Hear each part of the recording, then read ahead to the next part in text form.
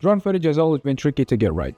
You're high up in the sky, there's a lot of dynamic range, sometimes you're worried about not getting hit by a bird, and on the other hand, you're trying not to clip out your highlights. However, with these editing tricks, you can take your normal looking drone shots and turn them into cinematic masterpieces. So without further ado, let's jump straight in. Okay, here inside of After Effects, I have a video clip, and this is the full raw clip. I have not done anything to it.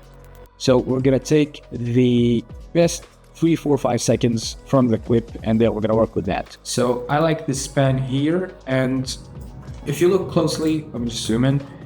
This was shot at auto exposure, and as soon as the clip pans up, the exposure changes. So this is obviously by no means a professional shot. This is just a normal shot that was done in auto settings on auto everything through the DJI app. However, once we're done with this shot, it is gonna look as if it was done by a cinematographer.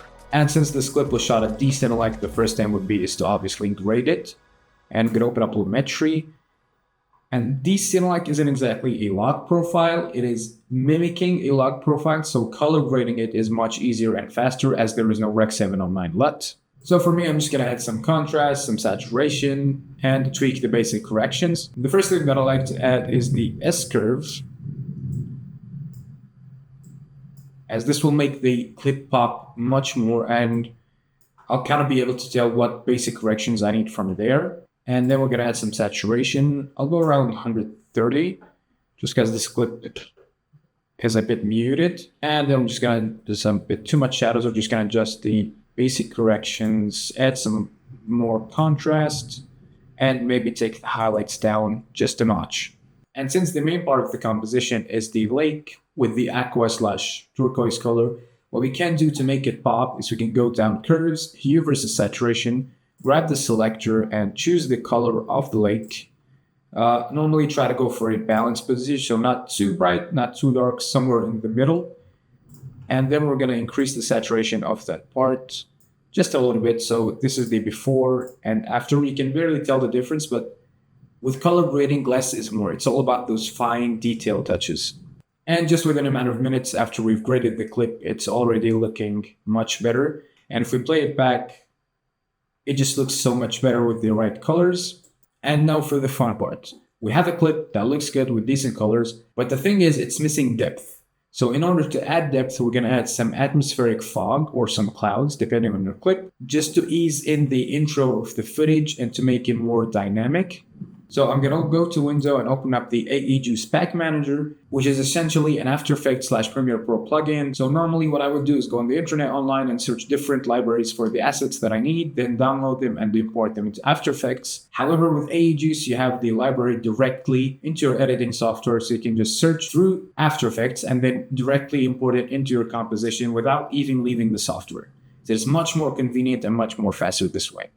And by the way, they're having a 99% sale for Black Friday on the I Want It All bundle, which includes everything from visual effects, sound design, cyberpunk HUDs, text animations, anything that you can possibly think of is inside that bundle. If you want to check them out, I have affiliate links down below in the description, which means that I get a commission if you buy the product, but at no extra cost to you. Now back to the video. Obviously, you can get the cloud/fog from whichever library that you want, and then you can follow along with the tutorial. I'm gonna search in for atmospheric fog, and I already have the pack downloaded. I'm just gonna look for which fog looks good and suits my clip.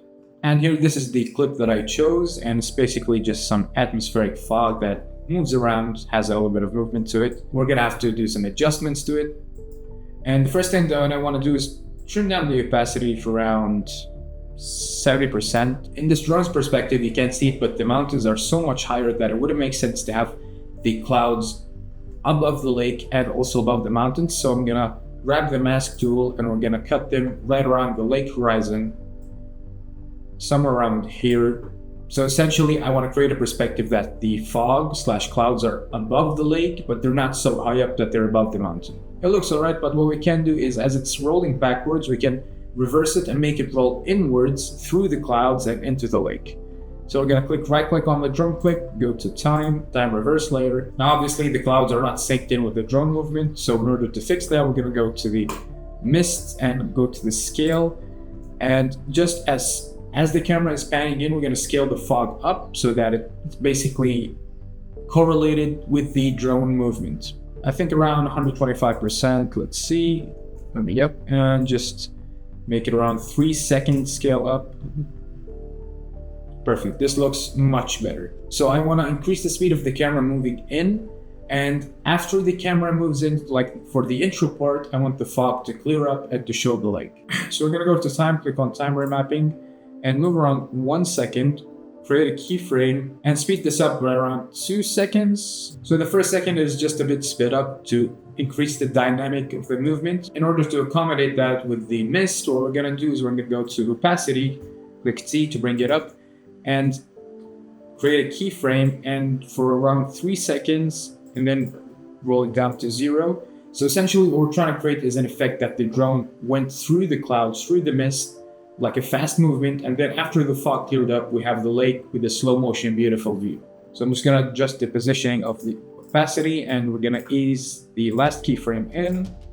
And now I'm gonna go back to scale and increase it to around 160, because when the drone is moving faster, the mist should scale up faster alongside it. And that's how the shot looks like now. So just within a matter of minutes, we took a normal bland shot and turned it into a much more complicated shot with different elements to it. So I'm gonna add one more element to this shot. Obviously, depending on your shot, it might work, might not. Also depends on the weather. I'm gonna add some snow particles since this was shot in around April, but the mountains have a lot of snow up top and it's still a very high altitude shot. So it would make sense to have some snow particles dropping in. So again, I'm gonna go to AE Juice and I'm gonna search for falling snow, and I already have the package downloaded.